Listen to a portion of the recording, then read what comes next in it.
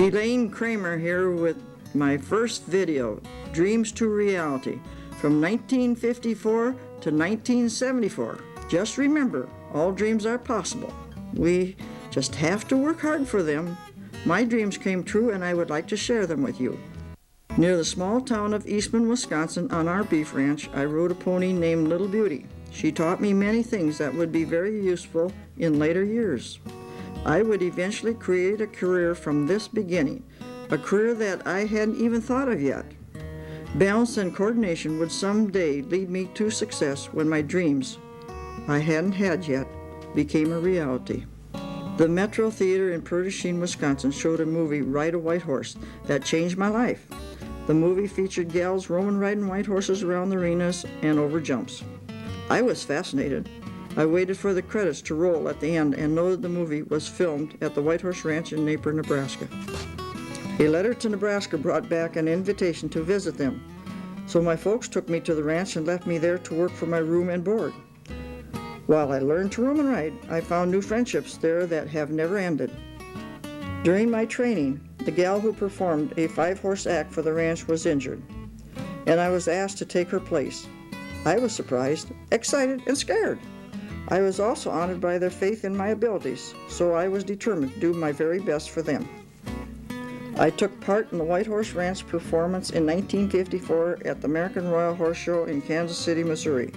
It was after this first performance before the public that my dreams became very clear that I wanted an act of my own. The plan for my future was starting to form. I never suspected what satisfying fulfillments and exciting adventures were waiting for me. At that show, Sports Illustrated used a photograph of me jumping 6 white horses abreast. This photograph circulated, and the Valkyries from Palm Springs, California read about my talent and called me to come and ride for them. That year I got my first Rodeo Cowboys Association card. This was the era of the great Casey Tibbs, Jim Shoulders, Jack Bushbaum, Buster Ivory, and many, many more. The rodeo producers were Lynn Butler, Harry Knight, Mike Survey, Bob Barnes, and Rodeos Incorporated. I rode with a troupe of performers from Franklin, Indiana, named the Jinx Hoagland All-Girl Review. 8 gals jumped their horses, Roman rode, and had a garland entry. We performed at horse shows, circuses, and Wild West shows. I went to John F. Ivory's ranch in Pontiac, Michigan, where I worked for 2 years instructing 20 children to Roman ride and jump horses and ponies. This is a picture of one of my students who rode her ponies through my legs while I spread my 2 horses. At that time, I jumped and rode 9-horse tandem. Every weekend, Mr. Ivory had a horse show and polo games. The people would turn out in large numbers. I started my own Roman team at Mr. Ivory's. He sure was super to help me get started. I give him credit for helping advance my career. My first show with my own horses was the Waterloo Dairy Cattle Congress in Iowa. Naturally, I was nervous and fell off. Red Foley was performing and he saw me fall. He came to see if I was hurt. Only my pride, I said, but I would fall again just to have another hug from you. I worked many shrine shows, just to mention a few: St. Louis, Chicago, Cedar Rapids, Minneapolis. The Shriners worked hard caring for their handicapped children. It was a great feeling for me to be part of this organization. The children would enjoy touching my costumes and the horses. I'd set them up on Flicka and their eyes glowed with happiness. I was so thankful I could give them a moment of pleasure. I enjoyed my ride in front of the Veterans Home in Walla Walla, Washington. The vets served our country well. I'm sure proud of them.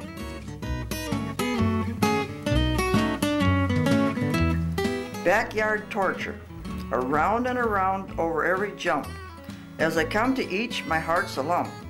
Try as I may to look fearless and brave, my trembling knees just won't behave. I make each turn with nerves a-twitter. I may be scared, but not a quitter. I'm at the jump, I fly with ease, and then at once I seem to freeze. My hands are stiff, my joints lock. If I make it now, it'll be a shock. The horses land and speed away. Their jaws are cold, they cannot hear. My pleas to woe fall on deaf ears. And then at once I act depraved. If nothing else goes right today, at least I can proudly say My turn was wrong, my jump a sight, but dang it all, I waved all right.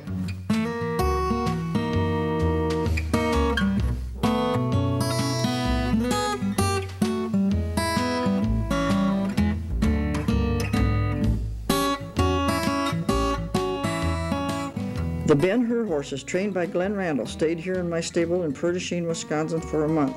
So when I was in California, he invited me to stable my horses at his place at New Hall. He demonstrated many training techniques that were used in making movies. He trained Roy Rogers horses and every kind of animal to make movies. Also furnished all the wagons and horses in the movie Wagon Train.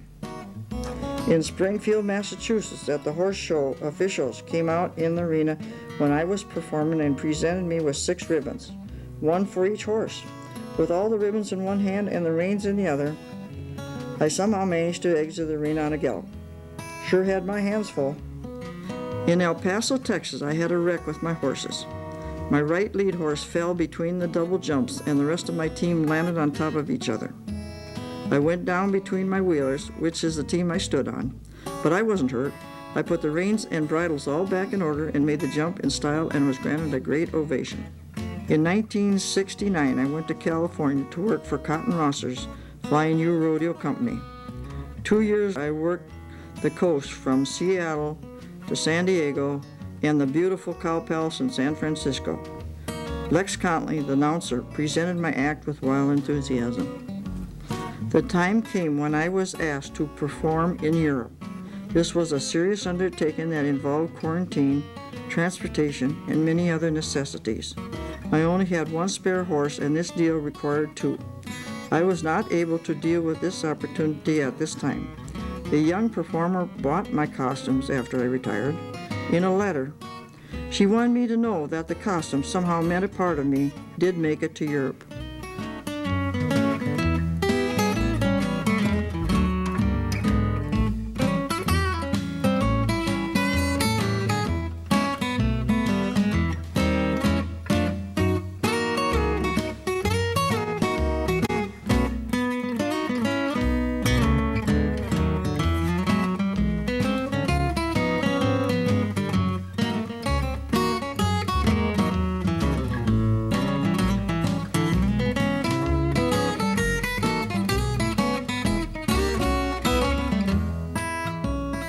In 1964, the most publicized show was at the Toronto Royal Winter Fair. As published, it read, "It was the opening of all winter fairs. Miss Elaine Kramer made what will go down in Royal Agriculture Winter Fair horse show annals as the most sensational entrance in history."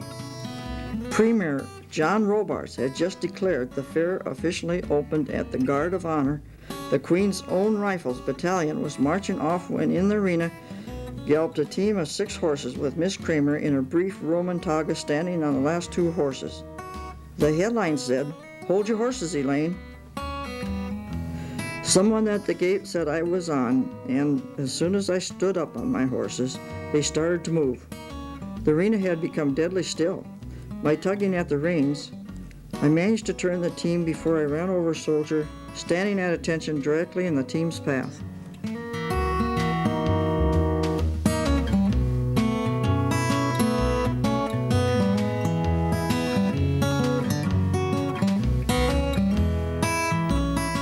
As the paper read, when she returned for the Roman riding, she had a sensational performance and a double jump. At least I was told it was sensational.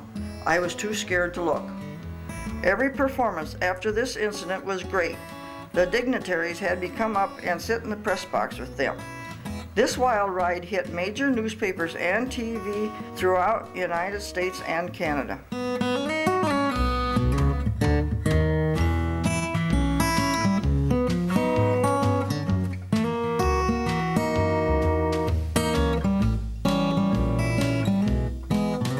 You can't imagine my excitement when I received a telegram requesting my act at the famous Madison Square Gardens in New York City.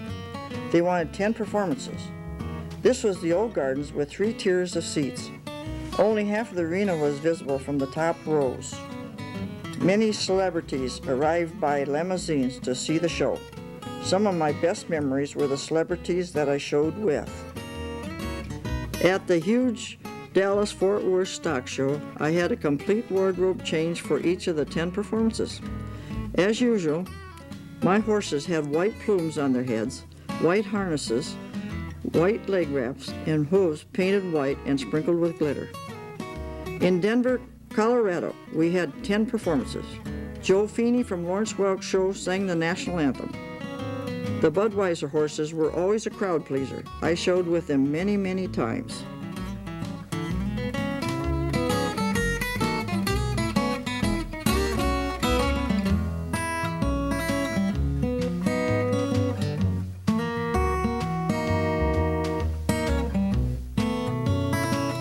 Harry Vold hired me in 1966, and we traveled throughout Canada, performing in 20 different rodeos. This is when Karen Womack Vold was trick riding. She was also a great professional. I worked with the Canadian Mounties. They were very sharp. I met a lot of them and I enjoyed working with them. Tommy Dorchester, the #1 chuck wagon driver in Canada, offered his team for me to drive. But I declined because they were thoroughbreds off the racetrack. When our schedule took us back to Omaha, Nebraska, at the Xarban Rodeo, Chuck Parkinson announced this could be Elaine Kramer's last show as she might be retiring. As fate would have it, Fantasy came up lame before the show. The veterinarian gave him a shot of cortisone so that he could perform. The horses went through their last performance flawlessly. I stopped and put all the reins in my left hand and styled all the way around the arena. My horses, anxious, as usual, I wanted to leave in a hurry, but I held them back, their heads all turned toward the audience, their ears and eyes looking at everyone in the stands as if to say thank you. As I went around the arena, the audience gave us a standing ovation. My horses pranced out of the arena and somehow knew this would be their last time in an arena. Later, the vet told me if he would have known how dangerous my act was, he would never have let me ride. I told him, with your help and the Lord's help, we had made another safe ride. Our last ride.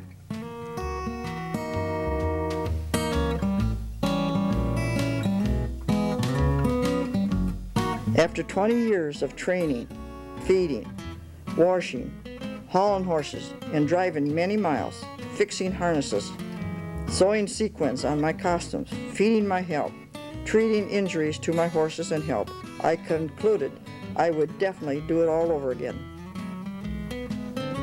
In 1974, I returned to the Metro Theater, where it all began, to watch the documentary titled The Great American Cowboy.